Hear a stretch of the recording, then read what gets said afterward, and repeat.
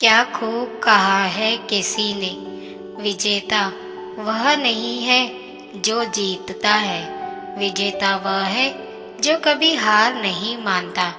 आप अनथक कठिन परिश्रम कीजिए, आपको सफलता जरूर मिलेंगी।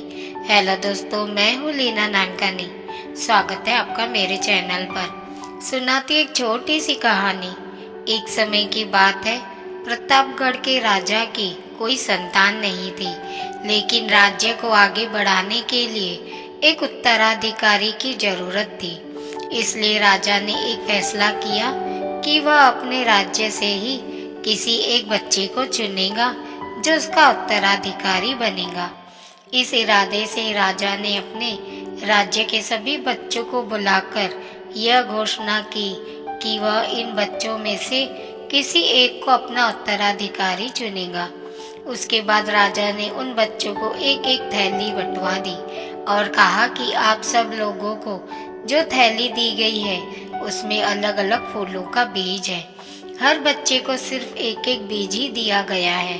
आपको इसे अपने घर ले जाकर एक गमले में लगाना है और 6 महीने बाद हम फिर आप सबके इस गमले के साथ यहीं इकट्ठा होंगे और उस समय मैं फैसला करूंगा कि कौन इस राज्य का उत्तराधिकारी बनेगा। उन लड़कों में एक ध्रुव नाम का लड़का था। बाकी बच्चों की तरह वो भी बीज लेकर खुशी खुशी अपने घर वापस आ गया।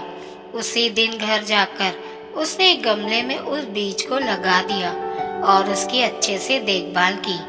दिन बीतने लगे, लेकिन कई हफ्ते बाद भी गमले में पौधे का कोई नामो निशान नहीं आया। वहीं आसपास के कुछ बच्चों के गमलों में पौधे दिखने लगे, लेकिन ध्रुव ने सोचा कि हो सकता है कि उसका बीज अलग हो।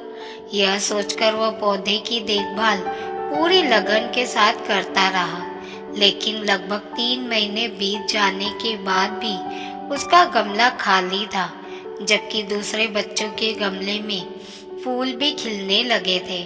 ध्रुव का खाली गमला देखकर सभी उसका मजाक उड़ाने लगे, पर उसके बावजूद भी ध्रुव ने हार नहीं मानी और लगातार गमले की देखभाल करता रहा।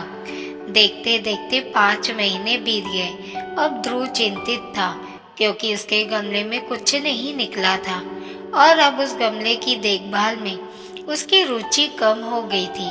लेकिन उसकी माँ ने समझाया कि बेटा, नतीजा कुछ भी हो, लेकिन तुम्हें इस गमले पर अब भी उतनी ही मेहनत और उतना ही समय देना है जितना तुम पहले देते थे।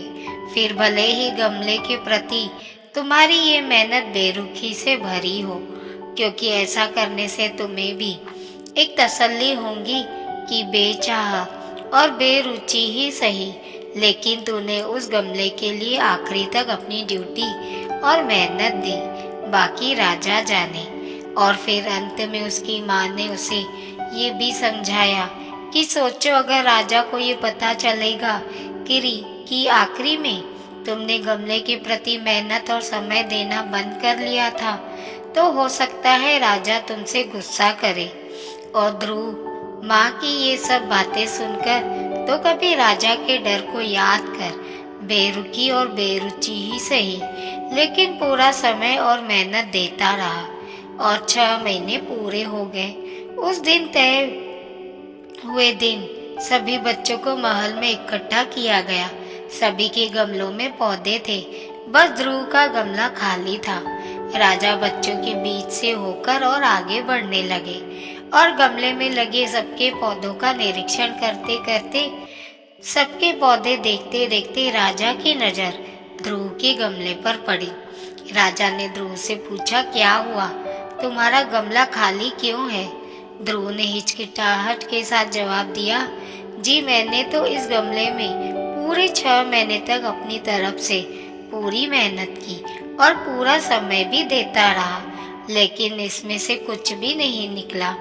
राजा आगे बढ़े और सभी के गमले देखने के बाद सभी बच्चों को संबोधित करते हुए कहा कि आप लोगों ने पौधा लगाने में बहुत मेहनत की।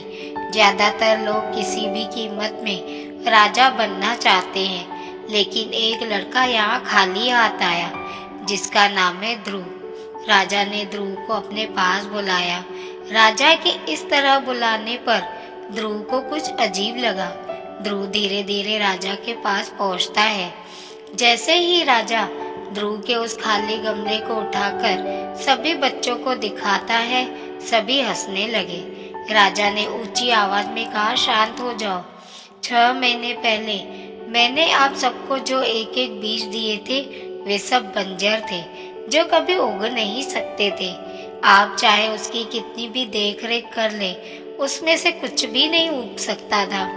लेकिन आप सबने बीज बदलकर आसानी से उगने वाले दूसरे बीज खरीदे ताकि आप राजा बन सके। लेकिन आप सबने सिर्फ ध्रुव ही है जो खाली हाथ आया है।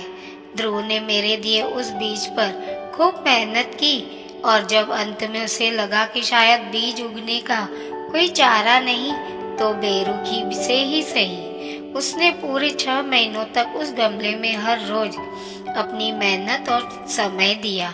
इसलिए मैं ध्रुव को अपना उत्तराधिकारी नियुक्त करता हूँ। बेरुखी, बेरुचि या डर से ही सही, लेकिन पूरा समय देना चाहिए और हार नहीं माननी चाहिए। पता नहीं कब वो मालिक हमारी इस बेरुखी, बेरुचि और डर को प्रेम में बदलकर हमें जीत का सरताज बना दे। तो दोस्तों, आज की ये वीडियो आपको कैसी लगी कमेंट में ज़रूर बताएं। मिलते हैं दोस्तों ऐसी ही एक कहानी के साथ अगली वीडियो में। तब तक के लिए अपना ख्याल रखें और हमेशा मुस्कुराते रहिए, कभी अपने लिए तो कभी अपनों के लिए।